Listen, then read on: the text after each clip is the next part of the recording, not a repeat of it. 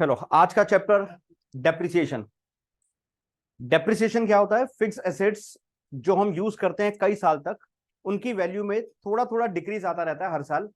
तो उस डिक्रीज को ही हम डेप्रिसिएशन बोलते हैं। ये डिक्रीज, वैल्यू में डिक्रीज आता किस वजह से? क्योंकि हम मशीनरीज को या किसी भी और फिक्स एसेट को जब यूज करते हैं तो उसमें नॉर्मल वेयर एंड टियर आता है। टाइम के साथ साथ उनकी वैल्यू कम होती ही है, उनकी एफिशिएंसी कम होती है। तो इसलिए हम एसेट की वैल्यू में थोड़ा थोड़ा डिक्रीज करते रहते हैं। इसको हम डेप्रिसिएशन बोलते हैं। अब ये जो डेप्रिसिएशन है, ये कैसे कैलकुलेट किया जाए, इसके कई सारे मेथड होते हैं, जिसमें दो मेन मेथड्स हैं, वही आपके सिलेबस में है। वैसे तो और भी मेथड्स होते हैं जो आप ग्रेजुएशन लेवल में पढ़ते हो, लेकिन अभी 11th क्लास में आपको दो मेथड बताए जाएंगे। और वैसे यही दो मेन मेथड होते हैं। कौन से दो मेथड हैं? वैसे थ्योरी जब बता रहा था तब बताया था आपको। एक तो होता है straight line method. Straight line method. और दूसरा रिटन डाउन वैल्यू मेथड। ये जो स्ट्रेट लाइन मेथड है, इसको प्यार से हम एसएलएम बोलते हैं, और रिटर्न डाउन वैल्यू मेथड को डब्ल्यूडीवी मेथड बोलते हैं।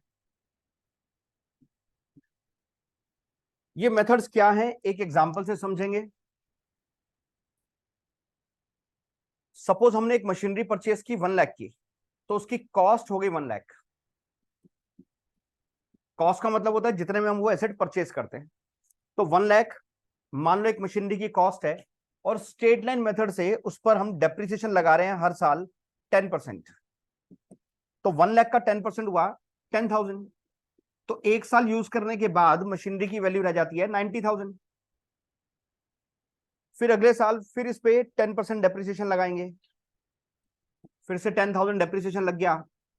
अब मशीनरी की वैल्यू 80,000 रह गई। थर्ड ईयर में फिर से डेप्रिसिएशन लगाया 10%, वही 10,000। 3 साल यूज करने के बाद मशीनरी की वैल्यू अब 70,000 रह गई है। इस तरह से डेप्रिसिएशन हर साल लगता रहेगा। लेकिन अगर यही रिटर्न डाउन वैल्यू मेथड होता, तो देखो डेप्रिसिएशन कैसे लगाते। कॉस्ट है 1 लाख, और इस पे पहले साल एक साल यूज करने के बाद 10% डेप्रिसिएशन, 1 लाख का 10%, 10,000 लग गया, तो वैल्यू रहेगी 90,000। सेकेंड ईयर में फिर इसको यूज किया पूरा साल, और 2 साल यूज के बाद अब उसकी वैल्यू कितनी रह गई। सेकेंड ईयर में जो डेप्रिसिएशन लगेगा वो इस 90,000 पे लगेगा 10%। 90,000 का 10% हुआ 9,000। अब मशीनरी की वैल्यू 81,000 रह गई। तीसरे साल हमने इस मशीनरी को यूज किया। अब इस 81,000 पे डेप्रिसिएशन लगेगा 10%, 8,100। और मशीनरी की वैल्यू अब 72,900 रह गई। तो ये है रिटर्न डाउन वैल्यू मेथड। इसमें हम क्या करते हैं, जो रिटर्न डाउन वैल्यू होती है उस पर डेप्रिसिएशन लगाते हैं। फर्स्ट ईयर में 1 लाख कॉस्ट थी, उस पर 10,000 डेप्रिसिएशन लग गया। मशीनरी की ये जो 90,000 है ना, इसको बोलते हैं return down value. After using the machinery for 1 year, return down value of the machinery is 90,000। Second year में इसी 90,000 के ऊपर 10% डेप्रिसिएशन लगाया जाएगा।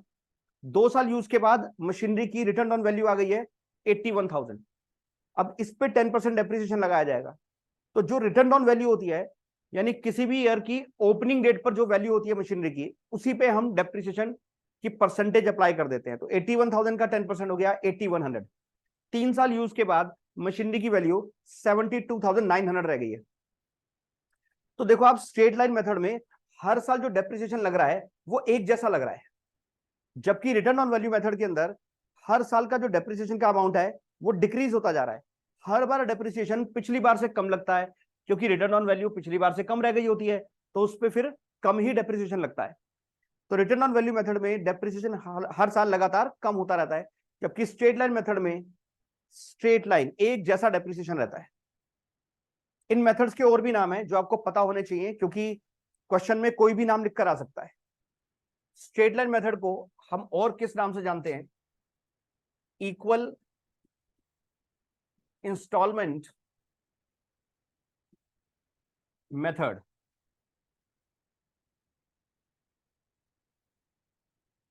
यह इसका एक और नाम है, डेप्रिसिएशन